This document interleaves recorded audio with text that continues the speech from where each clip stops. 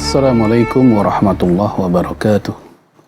Alhamdulillah, assalatu wassalamu ala rasulillah wa ala alihi wa sahbihi wa man walah wa la hawla wa la quwata illa billah, amma ba'd. Jamaah sekalian, a'azzanallahu wa iyyakum jami'an. Salah satu cara menghidupkan bulan Ramadan adalah bagaimana kita menjalankan Ramadan sebagaimana yang Rasul jalankan. Tentunya untuk mengetahuinya kita mesti menggali dari berbagai macam sumber hadis-hadis Nabi Shallallahu Alaihi Wasallam, baik yang berupa fi'liyah, perbuatan Rasulullah, atau qauliyah, atau juga perkataan Rasulullah Alaihi Wasallam, khususnya terkait apa yang Rasulullah alami atau yang Rasulullah lakukan ketika berpuasa atau ketika di bulan Ramadan.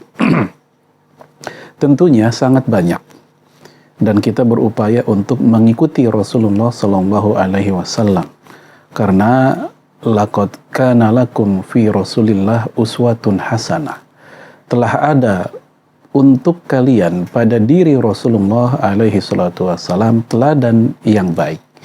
Maka sudah selayaknya bagi seorang Muslim mengikuti apa yang Rasulullah lakukan sejauh yang dia bisa lakukan atau ikuti. Sebagaimana Rasul katakan, idza amartukum bisyai' fa'tu minhu mastata'tum. Jika kalian aku perintahkan sesuatu, maka lakukanlah sejauh kekuatan kemampuan kalian. Hadis sahih riwayat Imam Bukhari. Apa saja yang Rasulullah contohkan atau lakukan atau Rasulullah motivasi kepada kita ketika kita berpuasa? Yang pertama, jamaah sekalian, yaitu Rasul mengatakan dalam hadis dari Anas bin Malik, beliau bersabda, tasahharu fa inna fi sahuri barokah. Bersahurlah kalian, karena sesungguhnya di balik sahur itu mengandung keberkahan. Hadis ini sahih riwayat Imam Bukhari. Sahur walaupun nampaknya sederhana, kita melakukan kadang dalam keadaan masih setengah ngantuk, tapi ternyata di balik apa yang kita lakukan, makan sahur itu mengandung keberkahan, mengandung banyak manfaat. Di antaranya adalah membuat kita lebih kuat untuk berpuasa, lebih giat, lebih semangat. Dan memang ada semangat yang berbeda dikala orang berpuasa dengan sahur dan tidak bersahur. Walaupun demikian, memang para ulama telah sepakat bahwa sahur bukan kewajiban. Sayyid Sabiq rahimahullah mengatakan dalam kitab Fiqh Sunnah, waqad ajma'atil umma ala istihbabihi. Umat ini telah sepakat atas kesunahan sahur. Dan juga la ithma man tarakahu, tidak berdosa orang yang meninggalkannya. Hanya saja jamaah sekalian, a'azzanallahu wa iyyakum, walaupun tidak berdosa meninggalkan sahur, kita ingat bahwasanya non-muslim juga puasa, mereka juga berpuasa, tetapi mereka puasanya tanpa sahur. Ini yang kita khawatiri, yaitu adanya keserupaan puasa seorang muslim mengikuti puasanya non-muslim dikala seorang muslim membiasakan berpuasa tanpa sahur. Alih-alih dia mendapatkan pahala, tapi kita khawatir justru dia menyerupai puasanya non-muslim. Hal ini ditegaskan langsung oleh Rasulullah Sallallahu Alaihi Wasallam. Faslu ma baina siyamina wa siyami ahlil kitab aklatus sahur. Yang bikin beda atau pemisah antara puasa kita dengan puasanya ahlul kitab, Yahudi Nasrani, adalah makan sahurnya.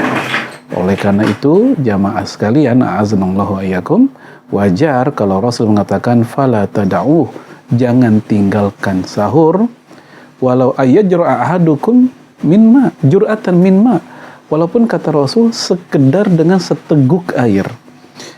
Dan ditegaskan lagi dalam hadis Bukhari, Nabi mengatakan innallaha wa malaikatahu yusholluna alal mutasahirin. Allah dan para malaikatnya berselawat kepada orang yang makan sahur.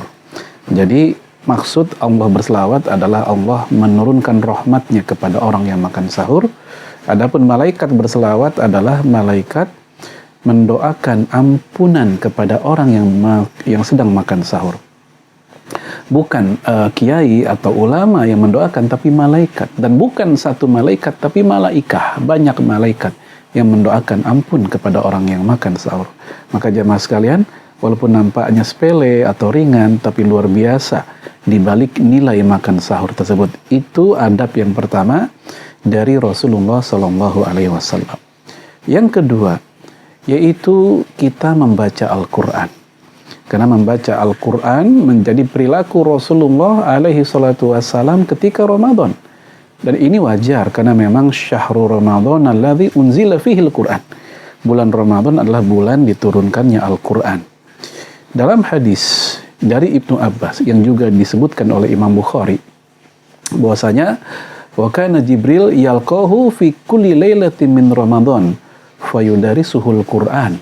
Dahulu malaikat Jibril mendatangi Rasulullah SAW setiap malam bulan Ramadan. Ngapain mereka berdua? Mereka tadarusan Al-Quran. Bahkan ketika di akhir hayat Rasulullah SAW, bukan hanya menghatamkan sekali, Rasulullah SAW sampai menghatamkan 2 kali di hadapan malaikat Jibril alaihissalam. Nah, oleh karena itu ketika seorang muslim dia tadarusan Al-Quran di malam hari, baik seorang diri atau jama'i bersama yang lain, satu orang baca, yang lain mendengarkan, menyimak, kalau ada yang salah dikoreksi, terus berganti-gantian, ini merupakan sunnah yang pernah dilakukan oleh Rasul SAW bersama malaikat Jibril. Dan bagaimana kaum salaf? Kaum salaf luar biasa. Ya, Imam Abu Daud meriwayatkan bahwa Mujahid, salah satu tabi'in dan dia murid terbaiknya Ibnu Abbas, beliau menghatamkan Al-Quran sejak dari ba'da maghrib hingga sampai isya. Ya. Lalu kemudian juga Utsman bin Affan, beliau menghatamkan sehari semalam 1 kali. Pernah pula beliau menghatamkan ketika sholat witir di 1 rakaat terakhir, beliau radhiyallahu an menghatamkannya. Adapun para ulama kita seperti Imam Abu Hanifah, ya, kemudian Imam Syafi'i, mereka dikenal menghatamkan Al-Quran ketika Ramadan sehari 2 kali, sebulan menjadi 60 kali. Ya, khutmatun bil lail, khutmatun bin nahar. Sekali hatam di malam hari, sekali hatam di siang hari, itu di luar bacaan sholat. Kalau ditambah dengan bacaan sholat tentu lebih banyak lagi. Dan tentu masih banyak lagi contoh dari kaum salaf yang luar biasa, yang mana kita hari ini kadang berpikir itu benar apa dongeng sih. Ternyata itu ya benar, fakta, karena diceritakan secara sahih oleh para ulama kita. Namun demikian, kita hanya bisa mencoba berupaya mengikuti jejak mereka, walaupun memang berat untuk menyamai mereka. Tapi paling tidak ada spirit yang ingin kita hidupkan, yaitu menjadikan bulan Ramadan bulannya Al-Quran. Ini adab yang kedua. Yang ketiga, yaitu bersedekah. Ya, Rasulullah SAW dalam hadis Bukhari juga, itu diceritakan luar biasa dalam masalah sedekah di bulan Ramadan. Wa kana Nabi SAW ajwadun nas. Rasul itu manusia yang paling dermawan. Ya, bahkan di ujung hadisnya dikatakan wa ajwadu ma yakun fi Ramadan, dan kedermawanan Rasulullah semakin menjadi-jadi di bulan Ramadan. Maka ketika Rasul bersedekah di bulan biasa disebut dengan dermawan, ketika Ramadan semakin menjadi-jadi. Bahkan dikatakan karihil mursalah, bagaikan angin bertiup. Kita tahu angin bertiup nggak usah pakai disuruh. Ya, jumlahnya juga siapa yang bisa ngitung angin bertiup, berapa kubik, berapa volumenya. Dan angin bertiup itu tidak pilih kasih ke siapapun. Maka ketika digambarkan seperti itu menunjukkan betapa hebatnya sedekahnya Rasul. Dalam hadis Imam Tirmidzi juga dikatakan afdhalus shadaqah fi Ramadan, sedekah yang paling utama di bulan Ramadan. Walaupun sebagian ulama ada yang mendhaifkan hadis itu, ada pula yang menghasankan. Terlepas dari itu, memang faktanya ya, bersedekah di bulan Ramadan itu merupakan sedekah yang terbaik, karena memang bulan Ramadan bulan yang terbaik. Dan di mana amal-amal ibadah yang dilakukan di waktu-waktu mulia maka tudha'af, akan berlipat-lipat. Sebagaimana jangan lupa maksiat di waktu-waktu mulia pun juga bisa ya berlipat-lipat bobot kesalahannya atau nilai dosanya. Jamaah sekalian, a'azanullah wa iyyakum, itu yang ketiga. Yang keempat, yang juga ada Rasulullah alaihi salatu wassalam, yaitu qiyam Ramadan, yaitu tarawih. Istilah qiyam Ramadan itu istilah aslinya, istilah originalnya. Ya, diperkirakan yang pertama kali menggunakan istilah tarawih adalah Imam Bukhari dalam kitab sahihnya. Beliau membuat bab Kitabut Tarawih, yang kemudian itu menjadi awal hingga sampai hari ini umat Islam menyebutnya dengan tarawih. Dan Rasulullah alaihi salatu wassalam, walaupun beliau hanya melakukan 3 kali, di malam keempat beliau meninggalkannya karena khawatir dianggap wajib. Saat itu memang masih proses tasyri'. Ya, tetapi bukan berarti kesunahan qiyam Ramadan hanya 3 hari atau 4 hari saja, melainkan full 1 bulan. Imam Ahmad bin Hanbal, seperti yang direkam oleh Imam Ibnu Qudamah dalam kitab Al-Mughni, beliau ditanya, Anda lebih suka bagaimana dalam menjalankan sholat qiyam Ramadan atau tarawih? Apakah di rumah seorang diri dengan mengakhirkan atau mengawalkan bersama kaum muslimin ba'da isya? Nah, dia pun mengatakan, aku lebih suka bersama kaum muslimin. Kenapa? Sebab ketika sholat tarawih bersama kaum muslimin ba'da isya itu kita bisa memakmurkan masjid, kita bisa mendapatkan nilai berjamaah. Bahkan kalau kita hingga sampai tuntas bersama imam sholat malam itu, kita dianggap mendapatkan nilai pahala semalam suntuk, semalam penuh untuk sholat malam tersebut. Kemudian juga kita bisa menjaga hubungan dengan saudara-saudara kita. Nah, ini tentang qiyam Ramadan. Dan para ulama jumhur mengatakan lebih utama berjamaah. Walaupun sendiri tidak ada masalah, tetap boleh-boleh saja. Sebagian fuqaha memang ada yang mengutamakan sendiri, tapi jumhur mengatakan berjamaah lebih utama.